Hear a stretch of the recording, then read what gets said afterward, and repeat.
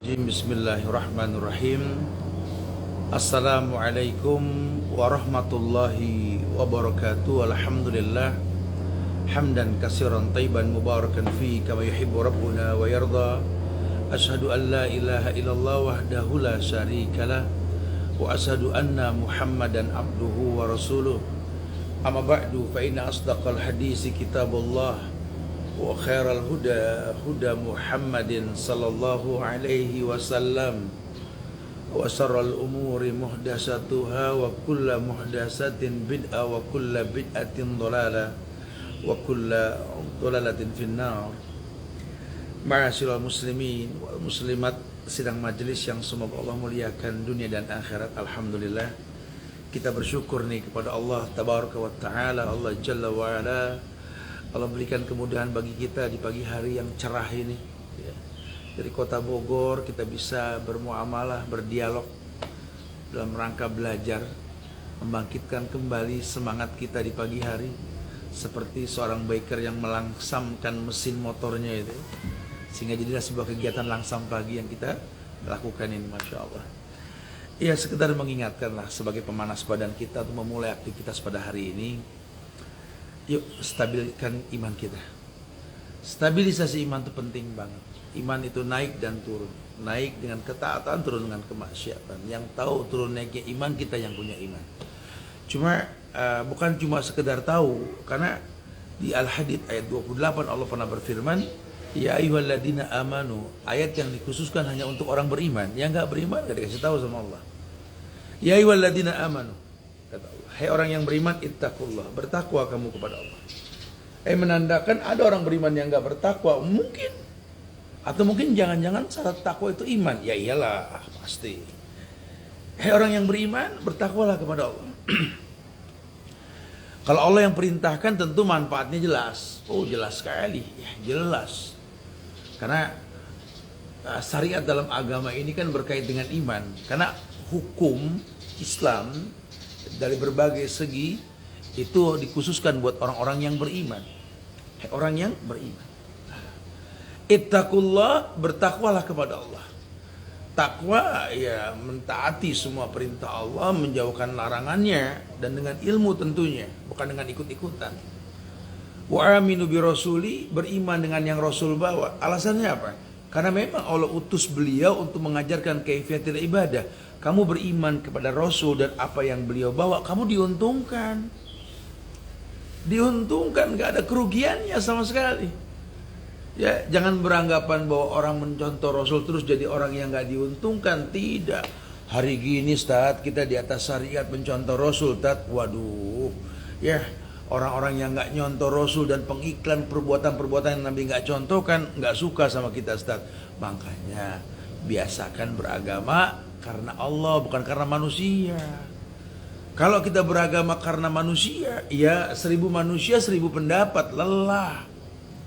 Bahkan Imam Syafi'i mengatakan dengan tegas, beliau mengatakan ketika kau menyampaikan sebuah kebenaran, kau sampaikan sebuah kebaikan, yang terjadi itu dua. Yang pertama, orang bijak yang kau sampaikan kebenaran tersebut akan termenung, karena dia menanti kebaikan datang dalam hidupnya. Dia akan termenung. Tapi yang kedua ini bahaya, ini ada orang yang akan marah-marah, komplain, nggak nerima dengan kebaikan yang kau sampaikan. Susah menjelaskan kepada orang yang seperti ini, ya karena kebiasaan, ada tradisi yang sudah dia rutinkan. Dan kau akan merasakan, kata Imam Syafi'i, kesulitan menghadapi orang-orang seperti ini, seperti kesulitan kau menjelaskan kepada seekor lalat dan teman-temannya bahwa bunga lebih indah ketimbang sampah di mana dia hinggap. Makanya Luqmanul Hakim mengatakan kepada anaknya, ya bunayya, hai anakku, aqimis shalah, dirikan salat, wa'mur bil ma'ruf wanha 'anil munkar, perintahkan kepada kebaikan, cegah keburukan, wasbir ala ma'asabak, kemudian sabarlah atas semua yang bakal kau rasa nanti. Orang menyampaikan kebenaran, bahkan banyak ujian, dan memang akan diuji sama Allah. Jangankan kita, para nabi dan rasul diuji sama Allah. Tapi Allah nggak mungkin berbuat zalim. Ada mikdar pada setiap diri manusia. Qad ja'alallahu likulli syai'in qadran. Allah telah berikan mikdar ukuran. Ya. Ada ukurannya. Manusia pasti sanggup menjalani kehidupan asal dia kenal Allah. Karena la yukallifullahu nafsan illa wus'aha. Allah nggak mungkin uji manusia di luar batas kemampuannya. Allah akan jaga orang-orang yang seperti ini kalau dia beristiqomah di atas manhaj yang benar. Ya ayyuhalladzina amanu taqullaha wa aminu birrasulih. Kalau kamu sudah bertakwa kepada Allah, kamu beriman kepada yang Rasul bawa, Allah mengatakan yu'tikum kiflain min rahmati. Allah akan memberikan kepada kamu 2 bagian rahmat yang Allah akan berikan. Kiflain min rahmati.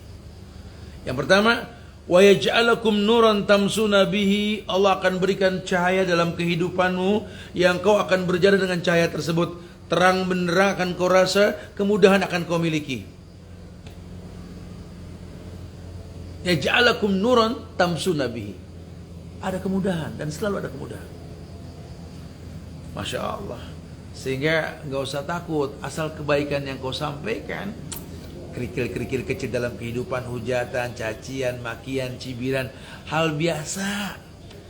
Ya, ceritaan kita di sorga lah nanti.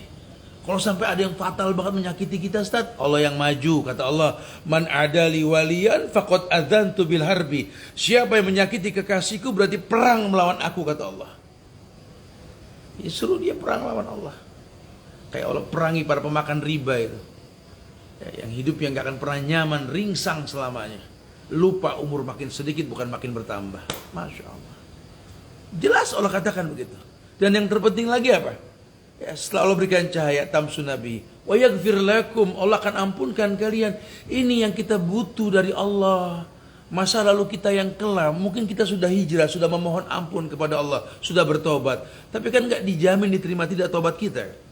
Maka demi Allah, ketika kau beriman, kau bertakwa kepada Allah, kau contoh Rasul sallallahu alaihi wasallam, Allah berikan 2 janji indah dari rahmatnya tadi. Kau akan jalan dengan cahaya Allah, dimudahkan dengan semua kebaikan yang kau inginkan, dan Allah ampunkan dosa. Ya Allah, Allahumma ghfirli, Allahumma ghfirli, ya Allah, wali walidayya warhamhuma kama rabbayani shaghira. Yang selalu bibir kita basah meminta seperti itu. Masya Allah, ya.